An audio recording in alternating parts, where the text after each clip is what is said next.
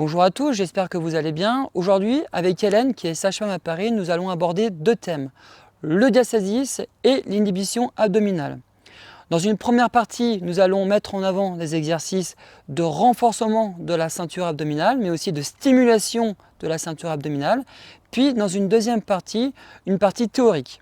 Je vous propose de me suivre, c'est parti!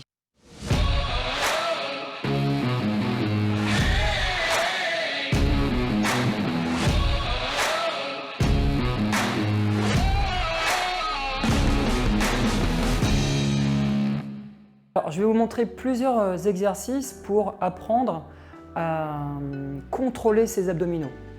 Souvent, quand les femmes elles ont eu des enfants ou bien les circonstances de la vie, beaucoup n'arrivent plus à contrôler leurs abdominaux.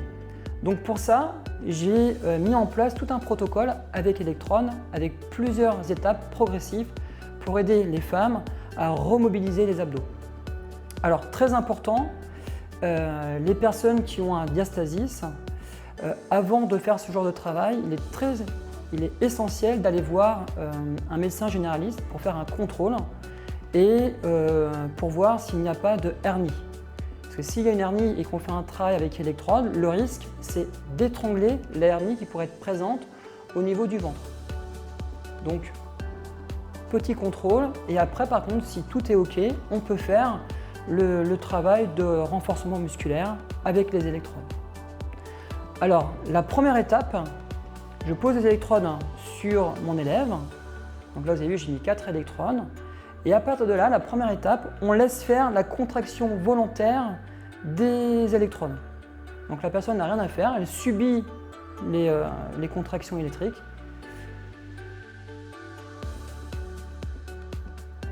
Deuxième étape du protocole, les électrodes viennent contracter les abdominaux. Et suite à ça, Hélène va devoir amplifier la contraction en mettant en place une contraction volontaire. Très bien, là on essaye. Donc, dès que tu sens la contraction des électrodes, eh ben, tu augmentes sa contraction en serrant volontairement tes abdominaux.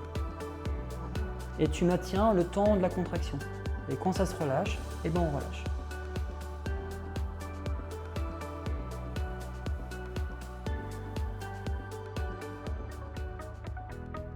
Troisième étape, contraction liée aux électrodes, plus contraction volontaire d'Hélène, plus action des mains ou des jambes avec un ballon pour amplifier la mobilisation abdominale.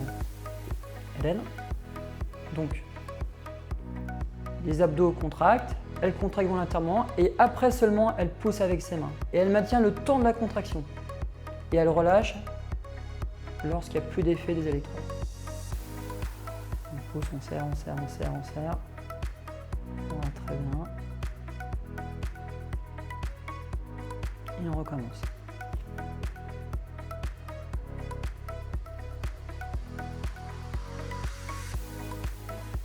Donc cette troisième étape, avec le travail des électrodes, plus cette contraction volontaire et l'action des mains, ou des jambes, on aura pu faire les jambes, est très importante.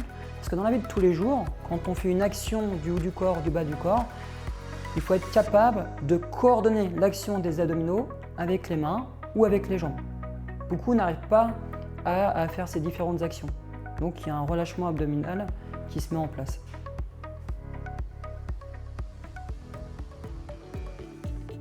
Quatrième étape, sans les électrodes. Donc le travail est simple, elle contrôle ses abdominaux, donc elle les serre. Elle peut venir plaquer le dos au sol pour amplifier le contrôle des abdominaux. Et dans un deuxième temps, elle doit serrer ce ballon. Très bien, donc première étape, je contrôle mes abdominaux, je les serre, j'essaie de plaquer le dos pour amplifier le travail abdominal. Et pour coordonner ce travail, je mobilise mes bras et je viens serrer un ballon. Et je maintiens 1, 2, 3, 4, 5 secondes et je relâche la pression. Et je recommence. Je serre mes abdominaux. Une fois que c'est contrôlé, je pousse mes mains contre le ballon, 5 secondes par exemple, et je relâche. Et on recommence. Je serre mes abdominaux, je plaque le dos, je pousse mes mains contre le ballon, 3, 4, 5 et je recommence. Parfait là. Point très important, une fois que vous avez réussi à maîtriser toutes les étapes que je viens de vous montrer avec les électrodes et sans, il est essentiel de travailler dans toutes les postures. Parce que beaucoup de gens arrivent à maîtriser le travail abdominal en position dorsale, mais par contre, ils ne vont pas réussir à le faire sur les genoux, ou bien en position debout, ou sur le côté. Donc, si vous voulez optimiser le travail abdominal, je vous conseille de varier les positions. Je vais vous montrer un exercice que vous pouvez faire. Hélène, tu tends les bras, elle serre les mains, elle serre ses abdominaux, elle serre ses fessiers et elle contrôle son périnée. Une fois qu'elle est bien placée, donc posture droite, regard vers l'horizon, je vais venir mettre une petite pression sur les mains et elle va devoir résister à ma pression, ce qui va permettre d'amplifier le travail abdominal. Donc là, c'est bien contracté. Et je maintiens la pression 5 secondes par exemple. 1, 2, 3, 4 et 5. Je relâche et je recommence. Elle serre, abdos, fessiers, périnée. Je mets la pression. 1, 2, 3, 4 et 5. On recommence. Abdos, fessiers, périnée, pression. 1, 2, 3, 4, 5. Merci Hélène.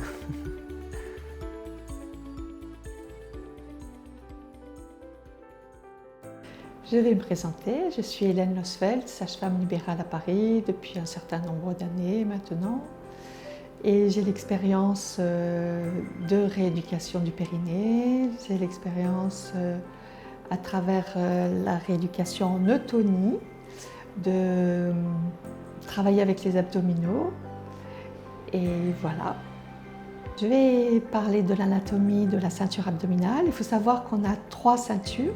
Une ceinture scapulaire, une ceinture abdominale et une ceinture pelvienne. Voilà, donc c'est super important de pouvoir s'occuper de cette ceinture abdominale pour pouvoir travailler sur ces muscles-là, les grands droits qui souvent s'ouvrent pendant la grossesse pour faire ce qu'on appelle un diastasis. C'est une ouverture des grands droits qui font partie de la tablette des abdos, mais comme ça, droit, autour du nombril, qui normalement se touchent et au fur et à mesure de la grossesse s'écartent d'abord autour du nombril. On peut parler de parfois d'hernie ombilicale, d'hernie épigastrique. Et certains sont très profonds, d'autres sont moins profonds. C'est très important d'aller vérifier soi-même, juste 2 doigts au-dessus du nombril, et en levant la tête et à vérifier comment sont remis ces grands droits-là ou encore très écartés. Dans ce cas-là, on peut enfoncer nos doigts dedans. Ça peut être très impressionnant si c'est profond. Les conséquences de cette inhibition intestinale, tout comme un excès d'avoir trop d'abdominaux, peuvent se retentir sur le périnée. Les excès d'abdominaux peuvent presser trop fort sur le périnée si ça n'a jamais été pris en compte. Et le manque, l'inhibition abdominale, comme on peut dire, voilà, c'est un mot comme ça, a un retentissement sur le métabolisme et sur la pression pour aller aux selles, aller uriner. Il y a comme un besoin de pousser, alors que dans la physiologie, on ne pousse pas. Ça doit se faire naturellement. Cette façon de pousser pour aller à la selle ou d'uriner, c'est vraiment c'est un fléau parce que personne n'en parle. Et c'est là où les femmes restent avec ces abdominaux non refaits et un périnée non refait. Et ça abîme tellement le périnée et les piliers du périnée. Les femmes qui ont un diastasis accompagné de cette inhibition abdominale, c'est très important pour elles de reprendre confiance dans leur corps en passant par la rééducation des abdos, en passant par la rééducation de leur corps, de retrouver leurs muscles et avoir un regard aussi pour se trouver jolie plutôt que de se retrouver avec ce ventre déformé, non tenu, qui est souvent source de complexes. Donc refaire des abdominaux, mais pas n'importe lesquels, vraiment pas n'importe lesquels, c'est tellement important ça. Voilà, cette vidéo est terminée. J'espère que les thèmes abordés vous ont intéressé. Si vous avez des questions, n'hésitez pas à mettre des commentaires en dessous la vidéo. Si vous avez apprécié cette vidéo, vous pouvez la liker et vous pouvez également vous abonner à ma chaîne YouTube. Je vous souhaite une très belle journée et à bientôt pour de futures vidéos.